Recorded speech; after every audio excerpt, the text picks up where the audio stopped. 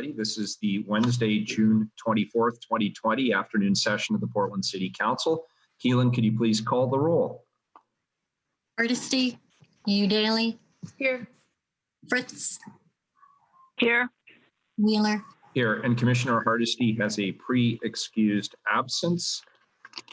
Colleagues, under Portland City Code and state law, the City Council is holding this meeting electronically. All members of the council are attending remotely by video and teleconference, and the city has made several avenues available for the public to listen to the audio broadcast of this meeting.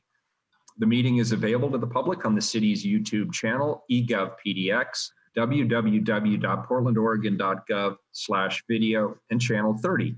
The public can also provide written testimony to council by emailing the council clerk at cctestimony@portlandoregon.gov. The council is taking these steps as a result of the COVID-19 pandemic and the need to limit in-person contact and to promote physical distancing. The pandemic is an emergency that threatens the public health, safety, and welfare, which requires us to meet remotely by electronic communications. Thank you all for your patience, your flexibility, your willingness to learn new technologies, and your understanding as we manage through this difficult situation to do the city's business. I'll now turn it over to legal counsel to read the rules of order and decorum. Good afternoon. Good afternoon, Mayor. Hi, Lori. To participate in council meetings, you may sign up in advance with Council Clerk's Office for communications to briefly speak about any subject. You may also sign up for public testimony on resolutions or the first readings of ordinances. The published council agenda at portlandoregon.gov/auditor contains information about how and when you may sign up for testimony while the City Council is holding electronic meetings. Your testimony should address the matter being considered at the time. When testifying, please state your name for the record. Your address is not necessary. Please disclose if you are allowed. The phone number didn't let you go in, is that right? Evelyn, can I ask you to mute, please? Okay. If you are representing an organization, please identify it. The presiding officer determines the length of testimony. Individuals generally have 3 minutes to testify unless otherwise stated. When your time is up, the presiding officer will ask you to conclude. Disruptive conduct such as shouting, refusing to conclude your testimony when your time is up, or interrupting others' testimony or council deliberations will not be allowed. If there are disruptions, a warning will be given that further disruption may result in the person being placed on hold or ejected from the remainder of the electronic meeting. Please be aware that all council meetings are recorded. Very good, thank you. We have 2 items today. The first is a proclamation being introduced by myself and Commissioner Daly. The second is a report introduced by Commissioner Daly. I want to acknowledge that Commissioner Daly has taken the lead on behalf of the council on both of these items. After Keelan reads 507 and 508, I'll have some brief introductory remarks and then I'll turn it over to Commissioner Daly. So Keelan, could you please read items 507 and 508? Item 507, proclaim the City of Portland a place that does not tolerate xenophobia by condemning the rise in hate crimes, attacks, and attitudes against American and Asian Pacific Islander communities due to the racist manipulation and polarization of the COVID-19 crisis. Very good.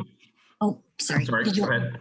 Okay. Item 508, accept report of the new Portlanders Policy Commission COVID-19. Very good.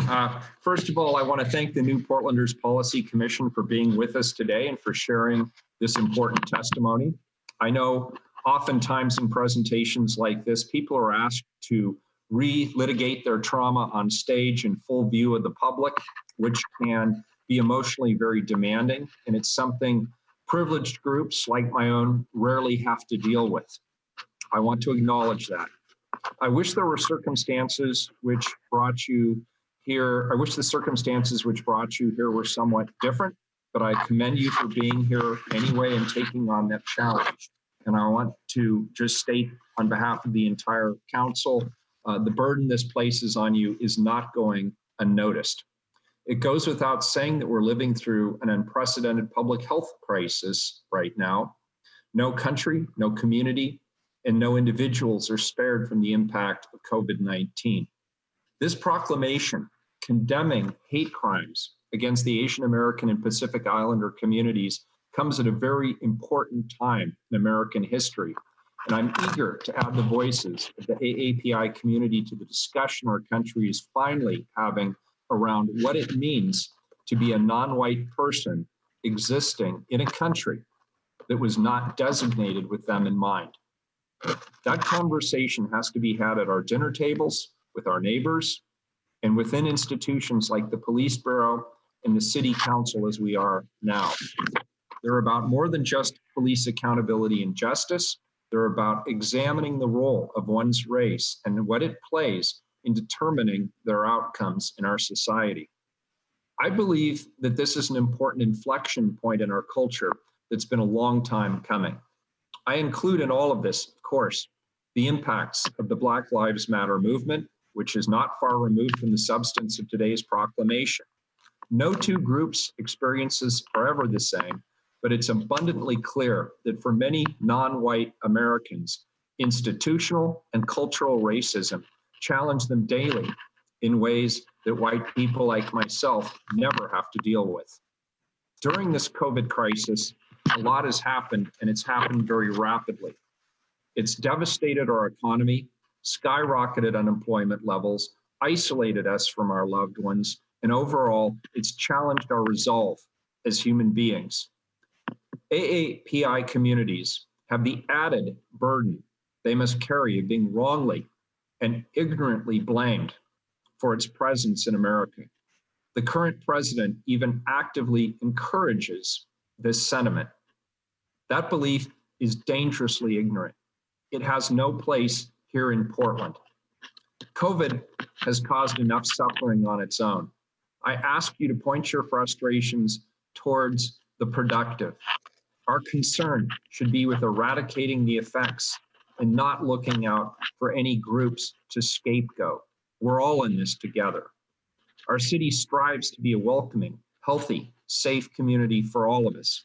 And we do better than most, but it's clear that we still have a long way to go before that holds true for all Portlanders. Ignorance about the reality race plays in people's lives is no longer an excuse for inaction. It's impossible to remove oneself from the moment this country is going through.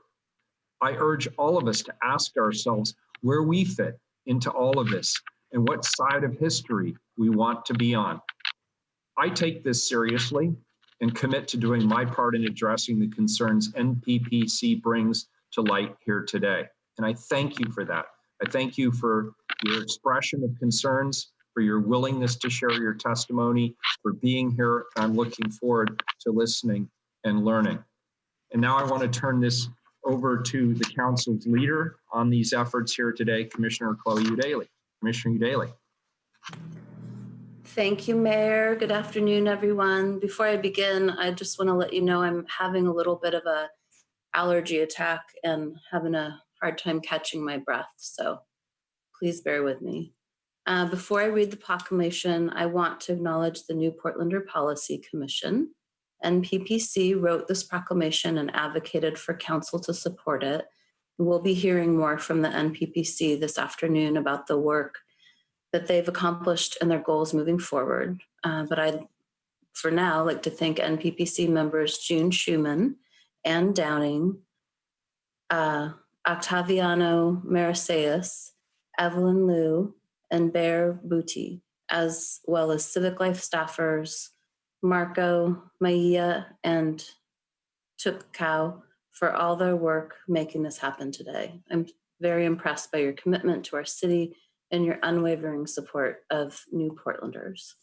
And now I will read the proclamation. Whereas Apano and Pua have seen an increase in reports of racially based hate crimes against Asian Americans and Asian Pacific Islander communities, spurred on by reference to the virus as Chinese virus, Wuhan virus, and Kung flu in place of the scientific name for the virus. And whereas Asian Americans and Asian Pacific Islander communities are being scapegoated due to fears, uncertainties, and the use of anti-Asian rhetoric perpetuated by federal leadership. According to AAPI Stop Hate, AAPI communities have experienced nearly 1,100 anti-Asian physical and verbal attacks since March 2020. Yet Asian Americans are no more likely to be carriers of COVID-19 than any other Americans. And whereas City Council declared the City of Portland a welcoming city, a sanctuary city, and an inclusive city for all, Resolution 37277, adopted by Council on March 2nd, 2017. And whereas Portland City Code Section 23.01.010 states that it is the policy of the City of Portland to eliminate discrimination based on race, religion, color, sex, marital status, familial status, national origin, age, mental or physical disability, sexual orientation, gender identity, or source of income. Such discrimination poses a threat to the health, safety, and general welfare of the citizens of Portland and menaces the institutions and foundation of our community. And whereas Portland City Council in 2016 adopted Code Section 3.131.010, establishing the new Portlander Policy Commission to advise the city on policies and practices to integrate immigrant and refugee communities, voices and needs into the provision of city services, city decision-making, and civic engagement in Portland. And whereas City Council acknowledges the challenges faced by all Portlanders during the COVID-19 crisis, while specifically people of Asian American and Asian Pacific Islander descent have been subject to hate crimes, we acknowledge that Black and Indigenous communities are disproportionately impacted by the highest infection and fatality rate due to the health disparities perpetuated by systemic racism. And whereas Portland City Council believes that all immigrants and refugees are critical additions to the social and economic well-being of the city, now therefore I, Chloe Daly, Portland City Commissioner, on behalf of Ted Wheeler, Mayor of the City of Portland, Oregon, the City of Roses, do hereby proclaim the City of Portland a place that does not tolerate xenophobia by condemning the rise in hate crimes, attacks, and attitudes against Asian American and Asian Pacific Islander communities due to the racist manipulation and polarization of the COVID-19 crisis.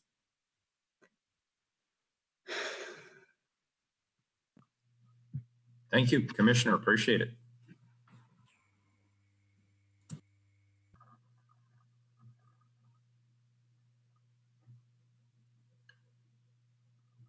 And Commissioner, I assume you want to go ahead and do the play-by-play on the next item. We'll go ahead and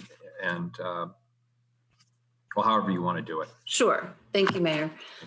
Well, first I want to acknowledge how patient the new Portlander Policy Commission has been throughout the COVID-19 crisis.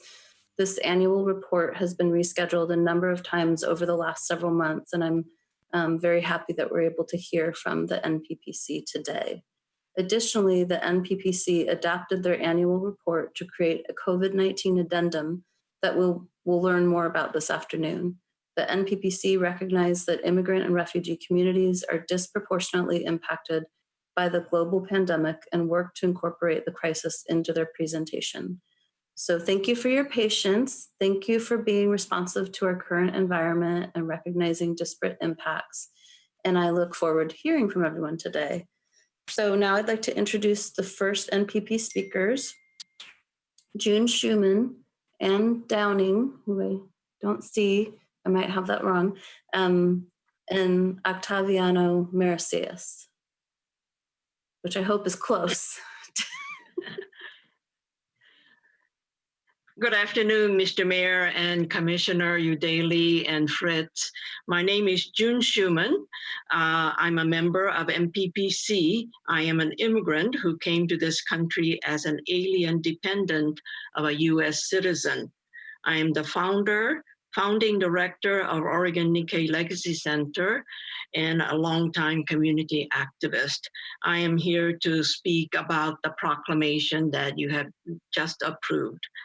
In the midst of this COVID-19 pandemic, we became alarmed by the increased reports of racist incidents against Asian Americans and Pacific Islanders. Reference to the virus as Chinese virus, Wuhan virus, and Kung flu in place of the scientific name is fanning the anti-Asian stereotypes and scapegoating. We are being labeled as dirty and uncivilized.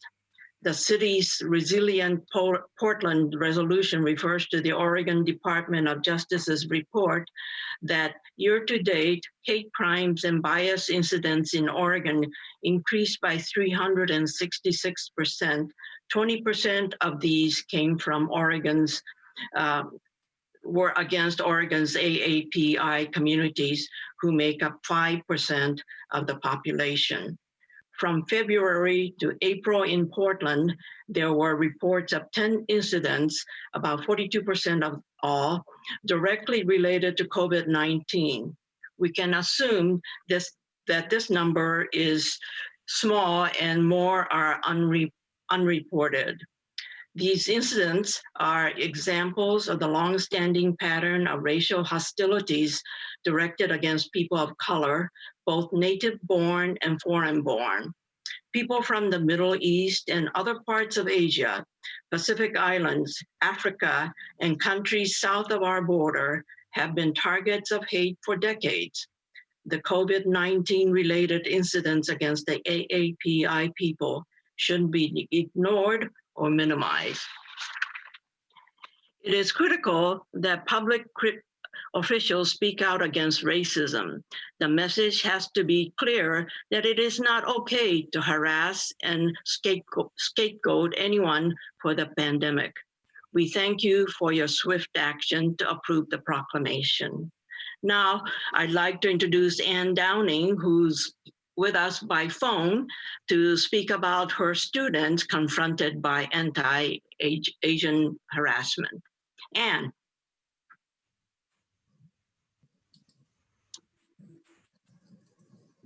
And you need to unmute yourself.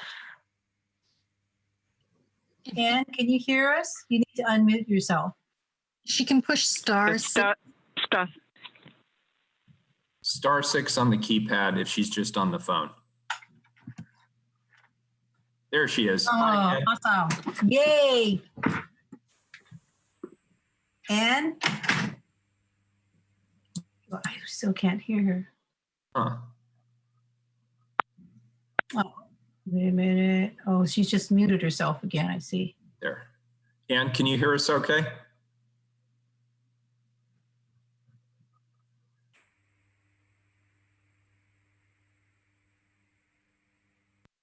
Evelyn, do you have Ann's phone number? Yes, I do. Maybe, Ann, if you can hear me, maybe if you hang up for a moment, we'll have Evelyn call you, and then she'll just put you on speakerphone and we'll be able to hear you just fine. Okay, here Okay, we she go. hung up. Why don't you go ahead and call her, Evelyn? Yeah, I better mute We'll myself. do it old school.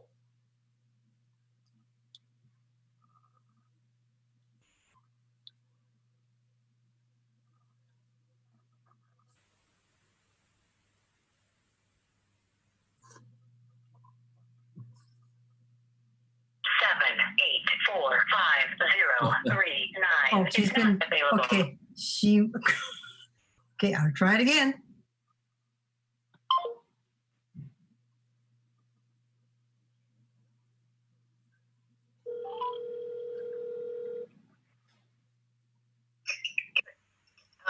Anne? Hi, No, I'm no. sorry Yeah. about this. Okay. Yeah, that's okay. That's okay. Don't even try it. We're going to put you through the phone. I'm going to put you in front of the speaker and they can hear you, okay? Yep, we hear you loud and clear. Okay. Thank you, June, and dear Mayor Wheeler and City Commissioners. Sorry about the phone. My name is Ann Downing, and I teach English as a second language in East Portland at David Douglas High School. And I thank you for the opportunity to share my experience and that of some of my Asian students during recent months. Toward the end of January 2020, misinformation and rumors were spreading rapidly through the school. I did daily corona updates. Each day, I reminded students that COVID-19 is not a racial disease, it's a human disease. One of my Chinese students stayed after class to tell me that he endured what he endured every day. He was being harassed in hallways and between classes. He was sometimes shoved by strangers into lockers as they passed, or students would give him a wide berth. Lunchtime was unbearable for him. He was openly harassed and was told on 2 occasions to get out of line because he had the Chinese virus. People stared at him and his friends. He was shunned on a daily basis. His mother began packing him lunch. He and other Asian students found places to eat outside the cafeteria to eat. I began seeing signs of shunning in my classroom. A few students didn't want to partner or work with small groups with their Asian classmates. One day, one of my Vietnamese students pulled out a snack from home, and his partner came over to me and to complain that the Chinese food, it was grapes, might make him sick. He wanted a new partner. Asian students struggled with their limited English to describe to me the microaggressions they had endured. My English language learners are kind and they are generous, but fear of the unknown brought out the worst in a few of them. Overt and subtle aggressions were recorded all over the school. David Douglas graduates at PSU were texting me to say they felt very uncomfortable in and out of class. People distanced themselves on buses and at MAX platforms. My heart broke when one of them said, "I wish I could change my face." Asian restaurants and stores were becoming empty. My teaching assistant lost his job at a downtown Asian restaurant. Another Asian teaching assistant was laid off from her job at an Asian store. In both cases, the additional income was critical to the family's stability. The pandemic has been particularly isolating and dehumanizing in so many ways for Asian teens and their families. I'll pass it on to Octavio. Good afternoon, commissioners. I would like to acknowledge that the Portland metro area rests on traditional villages sites of the Molomak, Wasco, Cowlitz, Clackamat, Clackamas, Band of Chinook, Tualatin, Kalapuya, Molala, and other tribes. My name is Octaviano Merecias. I am a member of the Executive Committee of the New Portlanders Policy Commission, and I'm a member of the Mixtec Indigenous Nation that came to Oregon to work in the construction sites, canneries, farms, and tree plant and nurseries. Currently, I'm a grad student at Johns Hopkins University, and I have served proudly in this commission for 3 years. This week is my last week. We're passing the baton to new members of Portland. I work in the city of Portland, within the limits of the city of Portland, and I have dedicated 20 years of my life here to volunteer and to give back to Oregon.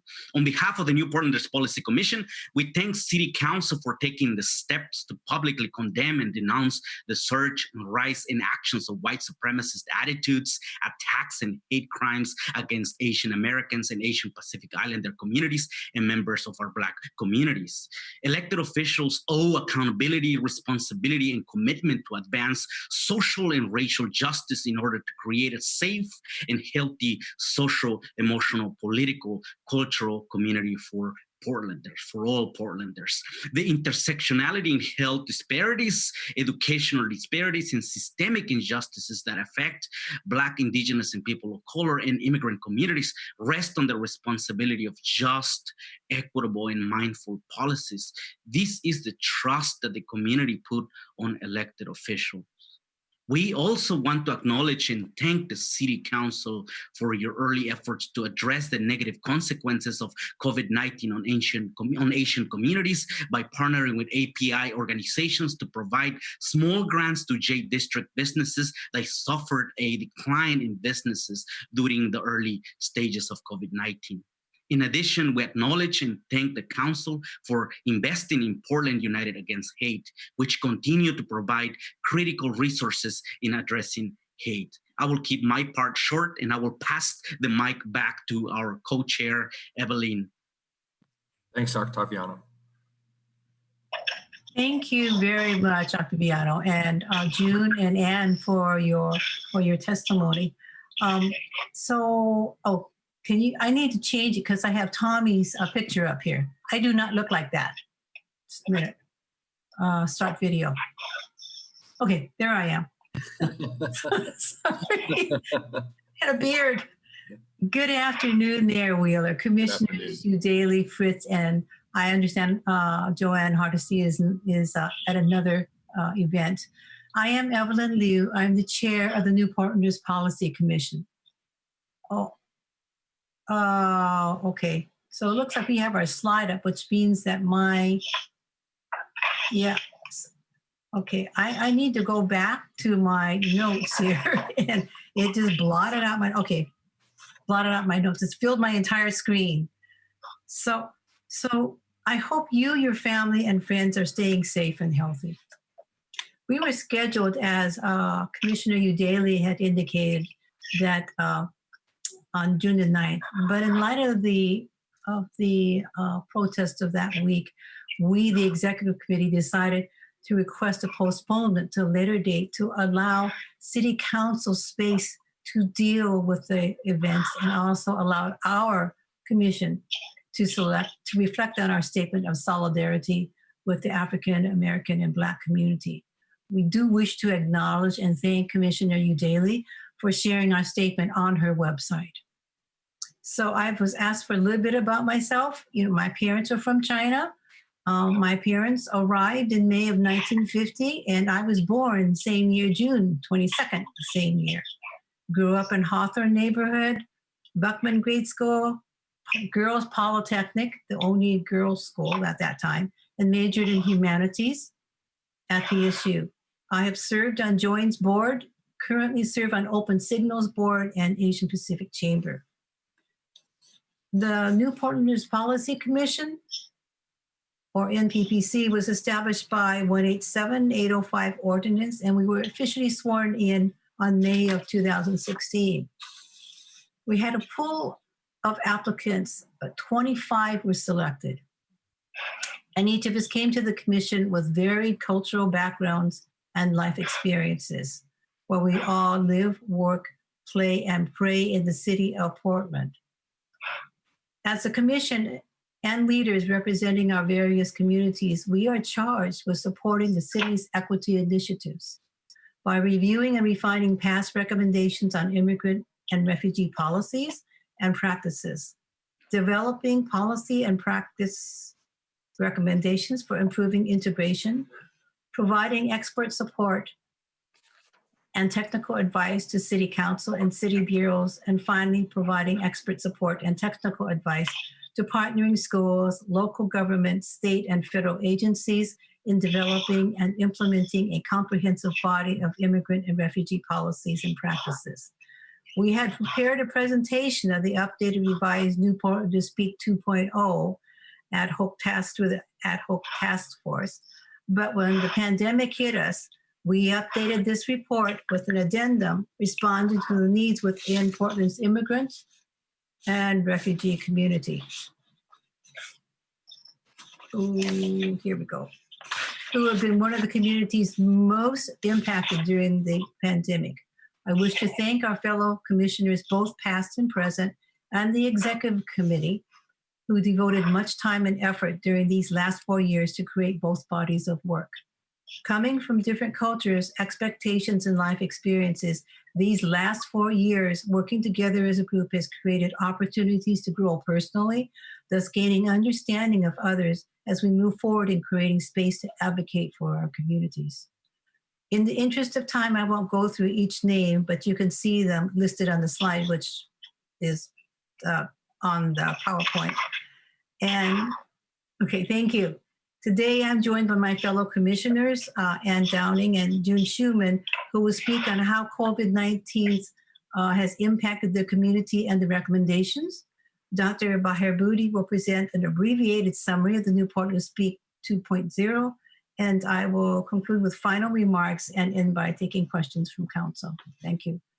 And so, Anne and June. Thank you, Evelyn. Again, this is Ann Downing, and I'm a member of the NPPC. Thank you for the opportunity again to share my experiences and that of my students. On March 13th, our last day of school, my classroom seemed empty. I said goodbye to the students, and I told them I would see them again in 2 weeks. The students and I never returned. I began calling home to assess family needs. We started compiling a list of students who needed technology at home. Most needed a Chromebook, and many of those families did not even have Wi-Fi connections. The schools sent home Chromebooks and set up hotspots with internet providers. Nearly all my students needed Chromebooks to do online learning. It took weeks to get students the technology they needed. Some were afraid to leave their homes to pick up a Chromebook at school, while others just didn't have transportation. Getting my students online and teaching them how to navigate classes with Google Classroom was very challenging.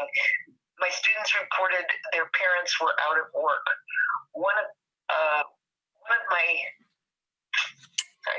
Out of my 24 students, only 3 families did not experience unemployment.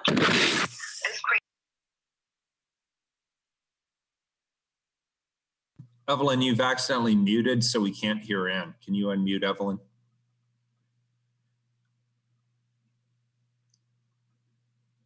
Evelyn, can you unmute on your screen so we can hear Ann? Families did not experience unemployment. This created an urgent need for food assistance.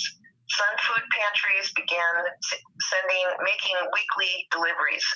Some families refused help because it was embarrassing to receive free food. Others did not want to receive any sort of aid because they feared deportation, or they worried it might jeopardize their chances at full citizenship. Culturally appropriate food was unavailable through local food banks. My students, with their very limited English, were often the only family member with enough English to navigate financial aid forms. They were overwhelmed with complicated online forms and questions they couldn't answer. Families often had someone in the family who was ill. As time went by, there were hospitalizations and deaths. Families grappled with medical bills and funeral costs. This crisis is ongoing with my students' families. Community leaders and their organizations have scrambled heroically to fill some of these needs. Thank you, and I will pass it back to June. Thank you, Ann. Thank you, Anne. Again, my name is June Schumann, a member of MPPC.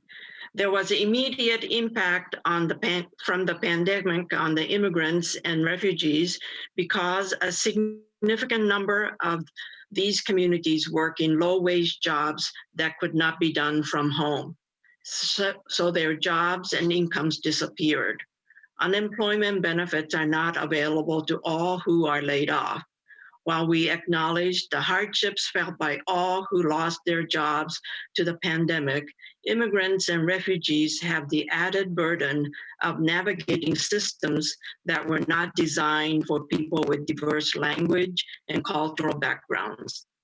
We identified the following as the most urgent priorities from the MPPC's perspective. Provide better access to information about state, county, and city policies that impact immigrants and refugees. Fill the gap in the unemployment benefits that excludes workers due to their immigration status.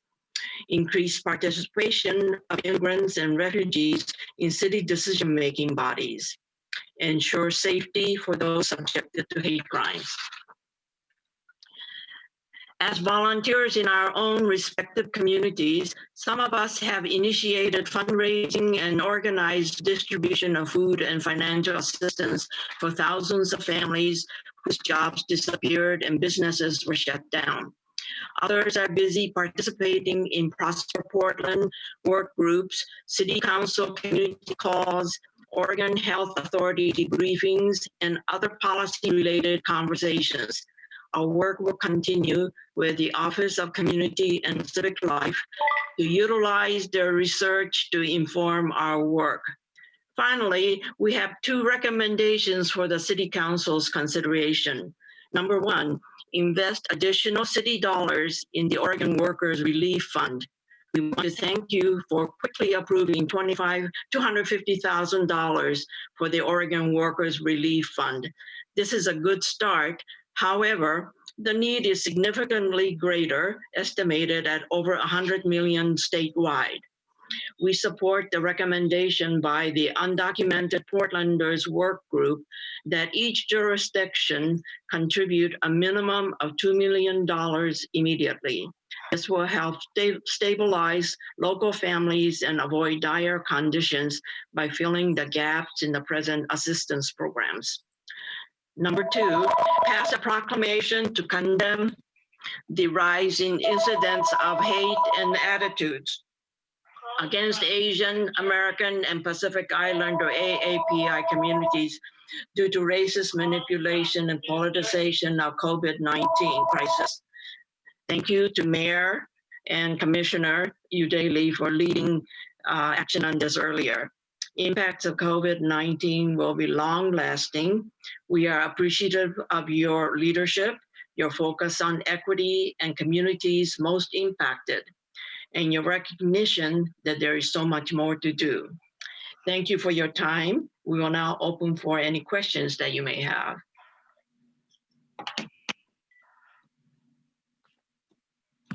Thank you, June. Colleagues, any questions? We have just one last presenter, which is Baher. Oh, okay, very good. Thank you. Okay, shall we go on to the next section? Right, which is Baher. He was with us. Yeah, he's on. He's just muted at the moment. Oh, okay, thank you. There he is. Well, thank you, Marco and Evelyn. And good afternoon, everyone. Thank you, Mr. Mayor and commissioners. I hope you are all staying safe and well. Thank you. My name is Baher Butti. I'm Arabic speaking. I'm a secretary in the commission. So while we won't have time to fully present the new Portlanders Speak 2.0 report today, I'd like to provide this brief summary. In 2007, which was the year that I arrived to the United States of America, Oregon, Portland, as a refugee, and I engaged at that time the Immigrants and Refugees Task Force that was part of the Vision PDX, and they produced the New Portland Speaks report at that time. It had four recommendations. Create an office of immigrant and refugee affairs. 2, establish a multicultural center. 3, provide additional resources for immigrant and refugee organizations to train their constituents in civic engagement. 4, assess city human resources policies and practices. A major advance took place thanks to Commissioner Fritz. In July 2006, we got the city ordinance, chapter 3.131, and ordained to a commission, to New Portland Policy Commission. The purpose, as stated in the ordinance of the commission, were A, review, develop, evaluate, and refine policy and practice recommendations for improving immigrant and refugee community integration in all city activities. B, facilitate constructive working partnerships between city leaders and newcomer community leadership. C, provide a forum for setting integration goals between city bureaus and community organizations.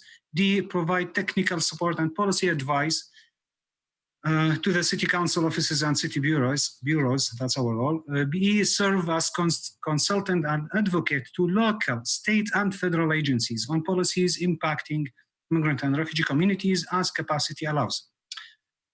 What remains in 2020? We still don't have a formal office for immigrant and refugees to coordinate services with other programs in the city.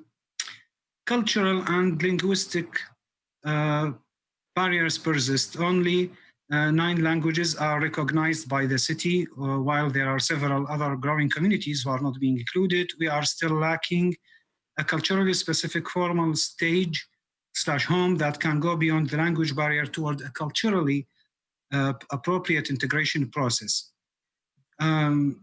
At that time, 10 years ago, there was a feasibility study by the Bureau of Sustainability and Development for the Intercultural Center.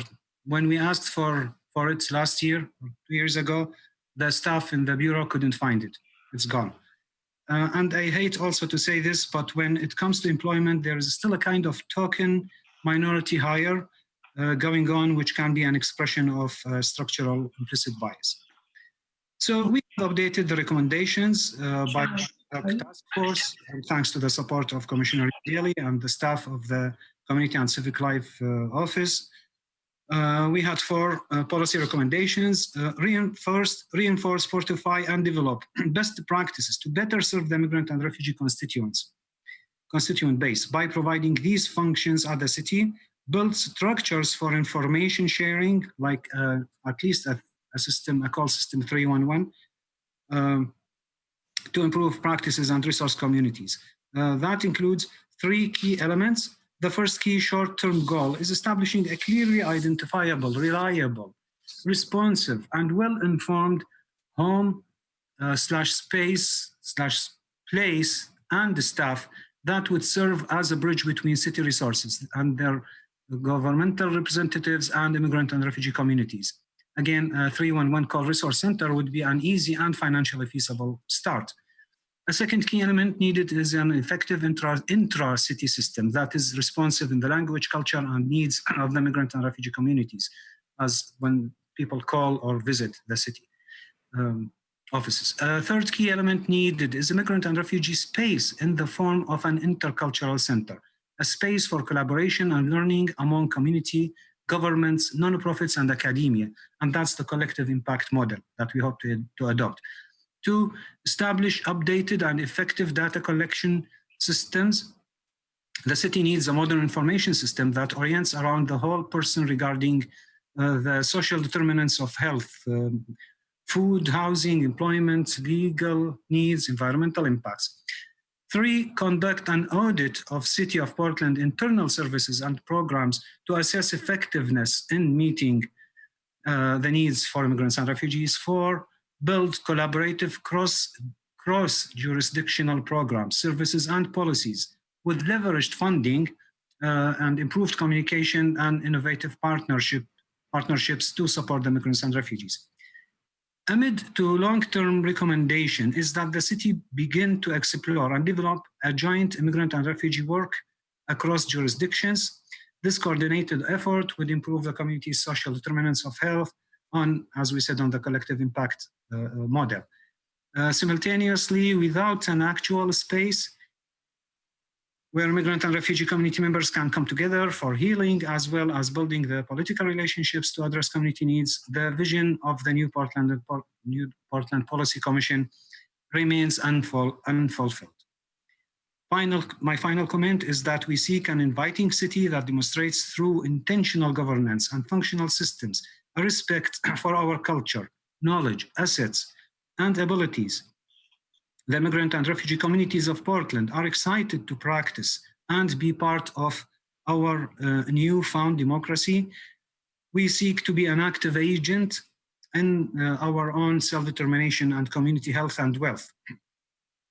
The city can be key in removing barriers and building ladders, not looking down upon, but helping up our hardworking and diverse community members to fortify a new and better life. We can do this by listening to the dreams of immigrants and refugees who are known as Portlanders and join as accomplices in making these dreams a reality. We ask that later we return to this longer-term discussion to provide a more comprehensive presentation, and we all know now we have the opportunity to create a new normal. Thank you. Thank you, appreciate it. So thank you, Dr. Booty. So in closing, this is Evelyn again. And so in closing, I'd like to thank Mayor Wheeler, Commissioners Daly, Fritz, and Hardesty for their time. Oh, do I need to unmute myself? No, I do not. No, you're good. We can hear you. So we want to let you know that through your actions as commissioners for the city of Portland, you have demonstrated your values in centering the most impacted by the inequities and the disparities, which have exposed all of the, as I'd indicated, the disparities. And still, we know that there's much work to do, and we know that it will take time. Frequently we expect overnight changes, but we know that that's not possible. It's like changing your own habits. It takes a little while. So we will look forward as NPPC members to partnering with the city during the ongoing considerations of current and future policy and budget changes. The socioeconomic health of our communities depend on our urgent short-term and long-term policies that guides towards a transformation. The previous normal was unjust to BIPOC communities. We now have the opportunity to create a new normal, and we'll just have to go with the flow. So thank you again, and thank you, commissioners, both City Council and all of our commissioners who spoke today, and everyone who has served in the past or currently commissioners and will be joining us. Thank you again, and open for any questions. Thank you. Excellent. Colleagues, any questions or thoughts? I just wanted to, Commissioner Fritz, go ahead. Thank you. That was a really provocative and helpful list, Dr. Booty, in terms of the next steps, the things that still need to be done. I'm particularly intrigued with the need to collaborate with the counties, and I'm thinking of Washington County as well as Multnomah County. Do you know, is there anything similar to the new Portlanders Policy Commission going on in either of those places? May I speak? So they in the city of Beaverton, there is a committee for immigrants and refugees. We have liaison there, but there is no it's not to the level of even a council or a commission. There is an advisory board. It's not. Anyway, it's not that level. That's the city of Portland is doing. So we are grateful for the city of Portland for taking this initiative. And thank you. There are no other things in other counties. I'm not aware of Clackamas. Well, we'll have to do something about that, and perhaps I can help with that. I serve as the city's representative on the League of Oregon Cities, so I've been developing relationships with the cities, city council members in Washington County and Multnomah County. So I would be happy to see how I can partner with Commissioner Daly and your commission to start establishing more of those connections moving forward, because it obviously does need to be a metro area initiative, because we have people living in all of those places. Thank you. That's really interesting.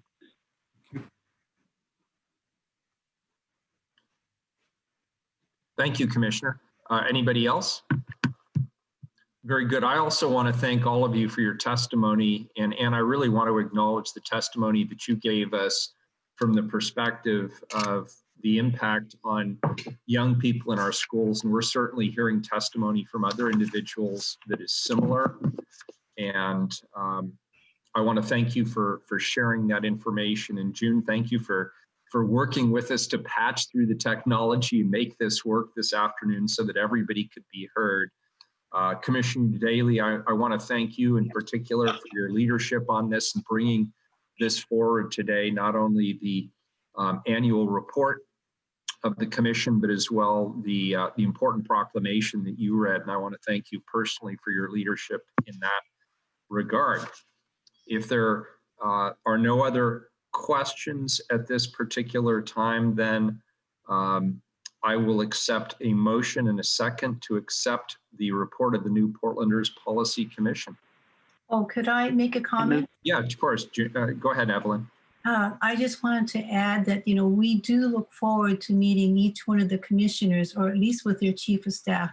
We are well aware that, this is a really challenging time for everyone, but that, getting to know who we are, we would appreciate a little bit of time again so that you would get to know us also, so that we could work together and to maybe assist in any way that we can on some of the items that are on your plate that are pressing.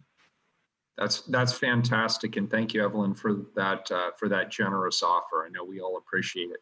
Commissioner Fritz, did you have your hand raised again? I did. I just wanted to say thank you to Evelyn for that offer. I was just thinking this morning when I saw this item on the agenda, how much I miss meeting with you and your colleagues and how helpful you've been to me.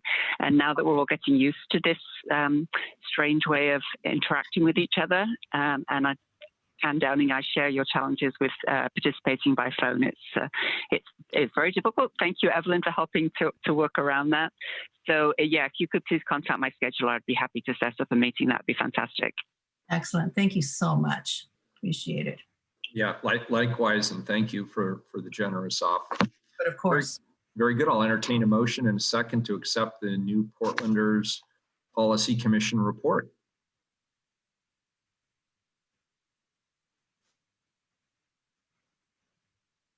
I move the report. Second. I have a motion from Commissioner Udaley, a second from Commissioner Fritz.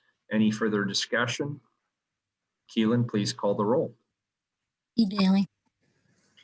Well, I want to thank Marco from Civic Life and Hannah from my office, who is the liaison, for helping bring this forward. Of course, thank everyone that's here today, Evelyn, June, Bear, and Octaviano. I want to thank you for your years of service and congratulate you. I'll have to find out what you're moving on to next. I'm sure it's something equally exciting and important. And I want to appreciate the requests that you've made to us. It's very helpful to me in this moment to be given, concrete asks that we can start making progress toward, because this is a intense and overwhelming episode in our history. But the work has to continue, and I'm supportive of your work. I'm very interested in your proposals, and just want you to know that the Oregon Workers Relief Fund, digital divide, bridging the digital divide, and providing language supports and other accommodations have been top priorities for me throughout this crisis. So I'm glad we're aligned on that. And I'm going to end it there and just look forward to connecting with you all soon. I vote aye. Fritz.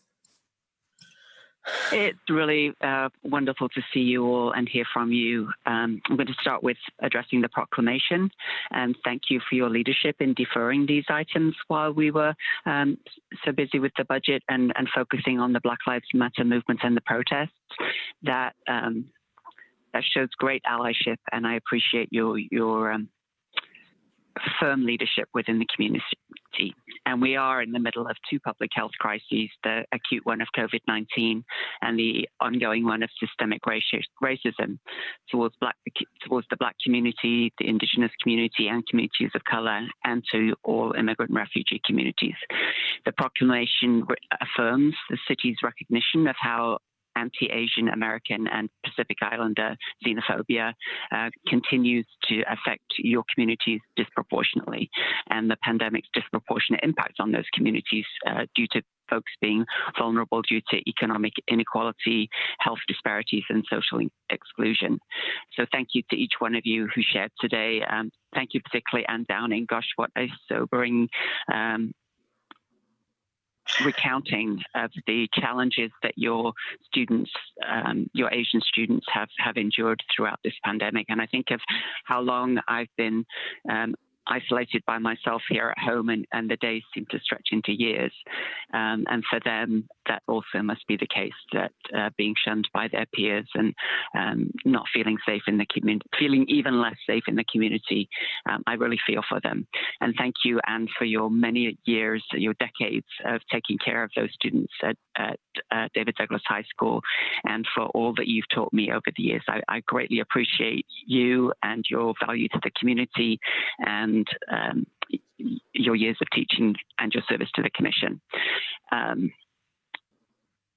we have seen throughout the years, from the Black Death to Ebola, now to COVID, xenophobia and public health policy are strongly linked and have often involved scapegoating of non-white people and others. And so with the resolution, we proclaimed that we will not tolerate these actions or any marginalized groups in the city of Portland. Thank you also for the New Portlanders Commission report. That member list is like a list of all-stars of the immigrant refugee communities and exemplifies the leadership. And it's fantastic to see how many different communities are represented in your commission. So I'm very happy that it has continued to blossom after I got it started in 2016. Thank you to longtime staff member Linda Castillo, who was very important and was in some of the photographs we saw. I did want to mention, by the way, that Commissioner Hardesty would have been here. She has a long-standing absence this week, but it is very important to her to support the immigrant and refugee communities, and I know she appreciated the ability to focus on the budget and police accountability over the past 3 weeks. I would be very appreciative of getting some recommendations on different languages to add to the list of approved or safe harbor languages in the city of Portland. My staff, Tatiana Alhaldi, in the Office of Equity and Human Rights, has been doing work on language access. And so I'd be happy to talk with representatives and to get your recommendations about which additional languages to move forward. And it's really encouraging and inspiring to hear that despite all that's going on with the pandemic and with xenophobia in the community, that you're still focused on these are the steps that we need to take to truly value New Portlanders. And as I mentioned, I'd be very happy to work with the council members from different jurisdictions in Washington and Multnomah counties to see if we can, before I leave, which is now 6 months and a little bit, get something established for a partnership there. So look forward to meeting with you, and let's maybe focus on that when we meet. I feel very blessed to be a New Portlander myself, and 2 others of my staff were not born in this country. 2 more are the daughters of immigrants. So we, while acknowledging that our city as a whole does not yet reflect the diversity in our community and the richness of our community, I have been very blessed with the staff that I have had over the last 11 plus years to be informed by folks who have different backgrounds, different perspectives, and just the richness that has given to me has been so helpful. Thank you to Misong Kwan and Yesenia Carrillo, who helped me with preparation for this session. And thank you all, each and every one of you. Being on a commission takes a lot of time, and it takes a lot of work to staff it. Thank you, Marco, for taking up that work, and for each of you for the work that you've done and the work that you will do. Octavius, I wish you all the best in your next endeavors. Johns Hopkins is very impressive. And thank you, Octaviano, I got that wrong. Yeah, I'm just really excited. As you can tell, this commission has always been super important to me, and it makes me really happy to know that you have taken a concept and made it blossom into something that is going to endure and continue to help the city grow and develop. I'm very happy to vote aye. Wheeler. Well, the first mistake I've made today is I chose to go right after Commissioner Fritz. And Commissioner Fritz, I want to acknowledge you as well. I gave Commissioner Udaley the credit she deserved for her leadership on these issues and the leadership that she provided in bringing forward the proclamation today, as well as her and her team's hard work with the Bureau, the Office of Community and Civic Life, to help orchestrate today's events. But I would be completely remiss, Commissioner Fritz, if I didn't also acknowledge your leadership, your years of passion and commitment to the issue of New Portlanders, as well as equity in general. And so I want to thank you, and your enthusiasm is contagious and it's palpable. And I even Evelyn, maybe you could second me on this. I thought I heard Commissioner Fritz a couple of times hint that she's going to stay actively engaged even after she's retired from the Portland City Council. So that's the first opportunity I've heard to keep her here and to keep her engaged, and on an issue where she's so passionate and thoughtful in her response. I hope that we can persuade her over the next several months to stick around and work with us on some of these issues. I also just want to acknowledge you. I have learned in the last several weeks that leadership comes in many forms. And the concept of leadership that most Americans are familiar with is charging up the hill and being in the lead and defining both the message and the actions and the strategy. That's sort of the American way, but it's not always the right way. And what I've learned in recent weeks is sometimes you can lead by actually stepping back and stepping aside and taking the opportunity to elevate other people, other lived experiences, and other voices, and instead taking that opportunity to be an ally, to be a strong and to be a genuine ally. And you exhibited that in spades when you made the decision to withhold the report at the height of the local demonstrations to make sure that Black voices had the opportunity to be elevated in the middle of a movement that is elevating and is centered around Black people here in Portland as well as nationally. And I want to acknowledge that profound moment of leadership on your part. It made a huge impression on all of us here at City Hall, and I want to acknowledge that. Number two, I want to acknowledge that even before the COVID crisis was really taken seriously here in the state of Oregon, in the city of Portland, the AAPI community was already feeling its impacts. And we know this because even before we declared a state of emergency, in fact, weeks before we declared a state of emergency, we were already organizing through Prosper Portland aid to the Jade District. And the reports we were getting out of the Jade District was that xenophobia and racism was leading to, in particular, restaurants, but not exclusively restaurants in the Jade District, seeing their business dropping off precipitously at a time when other businesses throughout the city of Portland were still thriving. And that was a wake-up call to a lot of us that this pandemic was going to have a scapegoating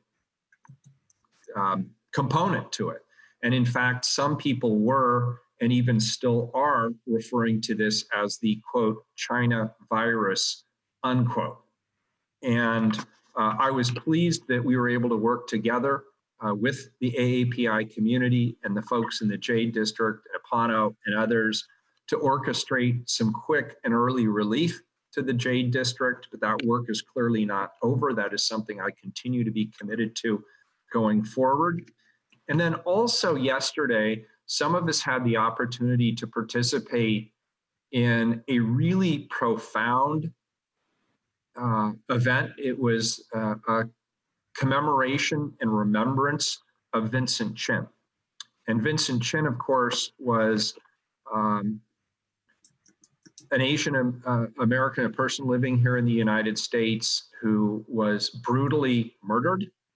And those who murdered him received a grand total of $3,000 in fines and parole. That was basically it. That was what at the time was the value of his life according to the judicial system here in the United States of America. And that, of course, galvanized the AAPI community nationally and has continued to galvanize that community. But standing there yesterday with all of those leaders from different backgrounds, different lived experiences, to hear State Senator Lou Frederick, who I thought just did an eloquent job of connecting the Black Lives Matter movement and the lived experience of Black people in the United States and in Portland, and connecting that to other communities, in particular the AAPI community, in Oregon was a profound moment and a reminder that even though the moment we're in is elevating Black lives,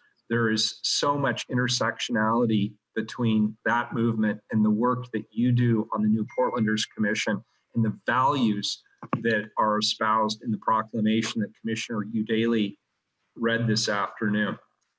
Finally, three, I will say this, the work that your commission does is more important than it has ever been right now. We get called the whitest city in America all the time. And frankly, I cringe when I hear it. And it makes me want to redouble our efforts to be supportive of the communities that we do have. And I like to talk about the engagement and the leadership and the resourcefulness of the communities that we do have in our community. And this commission, I think, is one of the great things that we do to elevate voices that are not voices in the majority.